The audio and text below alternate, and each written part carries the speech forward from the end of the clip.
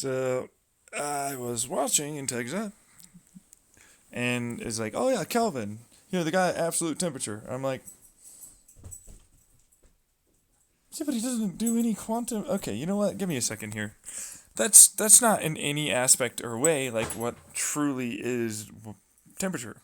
Temperature is pressure and movement in a chaotic form. Okay, all right, which essentially means that no matter the hell what, it's wrong.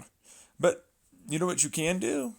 Observe a singular piece here, roughly speaking, with indirect pressure and field measurements collapse as well for light given out. And light changed based upon the material property, either reflectively or through it. I'd use both to allow for a Lemke quantum temperature measurement. Now, if you measure in multiple places and then aggregate the average throughout all of it, then you're able to say for sure it's roughly altogether this temperature. But I'm like, I'll do you one better. Seriously, I'll do you one better. Because, that's boring as fuck. I actually do mean that. It's genuinely, stupid. You have to take a bunch of damn measurements for, realistically much more accurate Lemke unit. Okay, because he's allowed to use his name. I'm not. Taking a look at a non-standard control of random variations, meaning I call it non-standard because it's not a standard in any way of looking at randomized measurements, which essentially means as you measure it and as you collapse it out, you're getting rid of certain amounts of energy, right?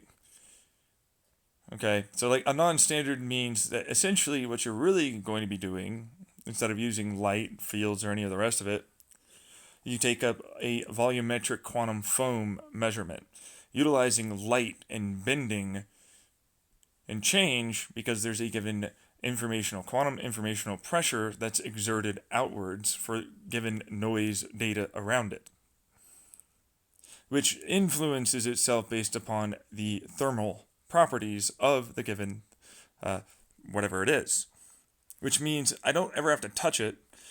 I just simply have to measure around it and its influence on what's around it.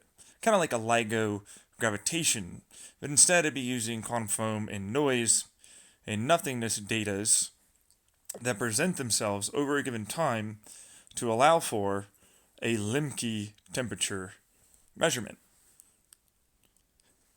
That's how I would do that. It's a better way to measure, it's more accurate in all aspects, and it doesn't ever actually influence your results.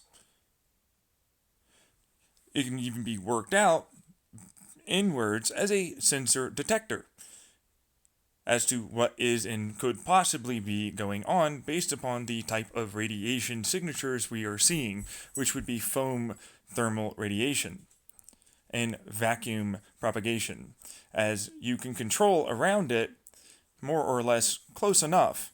And if you take multiple measurements instead of completely 360, you have the ability to, from different distances, you can determine then the type of measurement. And if you combine both by having effectively it, meaning light and fields, collapse through it and that foam, you now have the ability to see and sense far more and still input a given type of data of thermal into it back to get it back to normal, returning it back to its temperature. But that's a recirculating resonant frequency that's run through. And this is how you solve the quantum measurement problem for thermals. This is how I wanted to use my quantum thermodynamics accurate temperature data measurements for nothingness and foam zones to begin with. But I realized, well, there's going to be a radiative pressure around things that would be very helpful, especially within particle smashing experiments and more. So there you go. The Lemke temperature measurement.